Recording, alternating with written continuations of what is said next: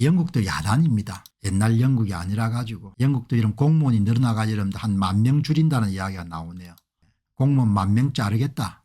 대처 때 많이 잘랐죠. 마가렛 대처 때. 영국 정부가 재정적자 압박에서 벗어나기 위해서 1만 개 이상의 공무원 일자리를 감축하겠다. 돈 없으면 할 수 없는 겁니다. 돈 없으면. 수입 내 지출. 이런 망고불변에 질리지 않습니까? 수입 내 지출. 수입이 적어지면 거기에 맞춰서 생활을 조정해야 되는 거예요. 나라도 마찬가지고. 영국 중앙정보 정규직 공무원 51만 3천 명. 우리보다 훨씬 작네요.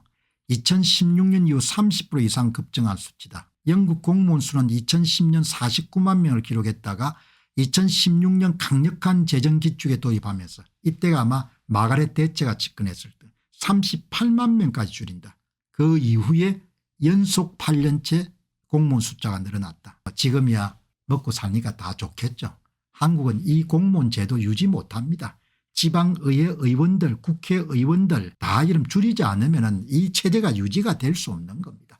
결국은 여러분들 경제위기를 맞을 거예요. 돈을 못 버는데 뭐 누가 여러분 돈 낼 겁니까? 지금이 여러분들 보면은 오늘 또 한 신문을 보니까 강남 부동산 동향을 잘 그려놨는데 다음에 뭐 앞으로 경기가 좋아지겠다. 나는 별로 그렇게 안 봅니다. 돈이 어디서 들어와야 경기가 좋아지지. 경기가 좋을 수가 없는 거. 기업들 상황도 상당히 제가 볼 때는 어려울 겁니다. 부채 비율이 이런 게 많이 떨었을 겁니다. 여기 보시면은 국방부도 한 10% 늘린다는데 여기 뭐 이야기하지 않습니까? 사람들 잘 이야기 안 해. 국가 재정이 약해서 해고한 거 다른 이유 없다. 돈이 없는데 공무원을 어떻게 먹여 살리는 겁니까? 한국 이런 110만 명이 넘는 겁니다. 엄청난 거죠. 제 기억이 정확하다면 90년대에 제가 연구소에 있을 때 한 85만 이렇게 됐던 것 같은데 30만 명을 줄여야 되는 겁니다. 그래도 막 갈 때까지 갈 겁니다. 끝까지 이름들 공무원 늘리겠죠. 그러다 터지겠죠. 터져가지고 이름 그때 뭡니까 그냥 줄인다고 야단 법석을 띄겠죠. 15년 정도 그리스가 재정위기에 빠진 적이 있는데 그 이유 중 하나가 과다한 공무원 숫자였습니다. 그리스는 정권이 바뀔 때마다 정실주의를 해가지고 이런 공무원을 뽑았습니까? 수도권 외곽의 행정복지센터를 자주 가는데 갈 때마다 민원인 2, 3명인데 공무원은 10여 명씩 그냥 앉아만 있습니다. 그나마 점심시간 11시 반이면 문 닫고 우르르 몰려나가 민원인들 기다리게 만들고 그냥 아무 일도 안 해도 월급 꼬박꼬박 나오는데 굳이 민원인들 민원 들어줄 동기가 없으니까 그렇게 이야기하는 거지. 잘 먹고 잘 살아야 되는 거지. 나중에 결국 터지면 자를 테니까. 구의원이 왜 필요합니까? 시의원이 왜 필요합니까? 사람들이 그렇게 여러분들 단기적인 겁니다. 돈 누가 벌 거냐 소 누가 키울 거냐 이야기죠. 국회의원 여러분 한 명이 이런 보좌관이 뭐 대여섯 명이 왜 필요하냐 이야기죠. 여러분 한국도 매년 여러분들 이 보시죠. 100조 정도 더 쓰는 겁니다. 수입보다. 매년 100조. 매년 여러분들 매년 100조 정도 더 쓰는 겁니다. 재정적자 규모 및 GDP 대비 비중.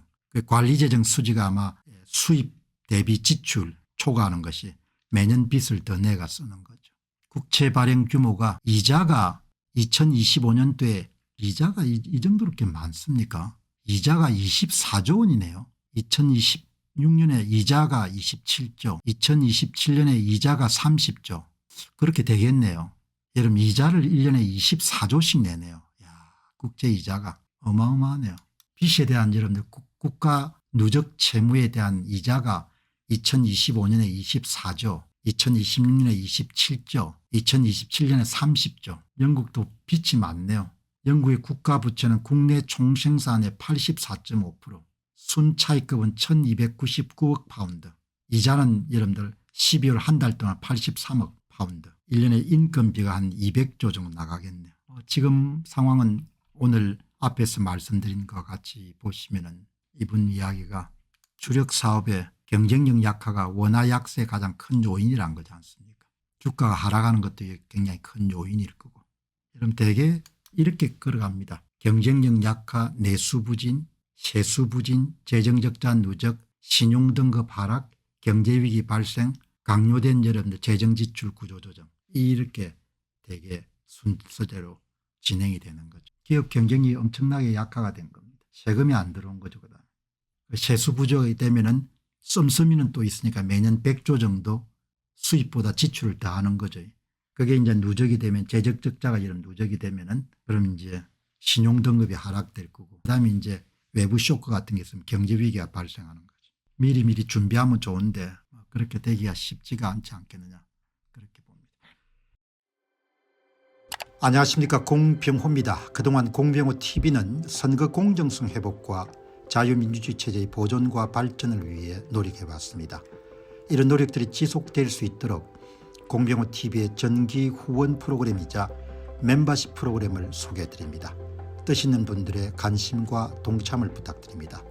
선거 공정성 회복을 위한 노력을 지지하시고 훌륭한 나라 만들기에 동참하시는 시청자분들이시라면 구독 버튼 바로 옆에 있는 가입 버튼을 통해서 정기 후원 프로그램에 가입할 수 있습니다.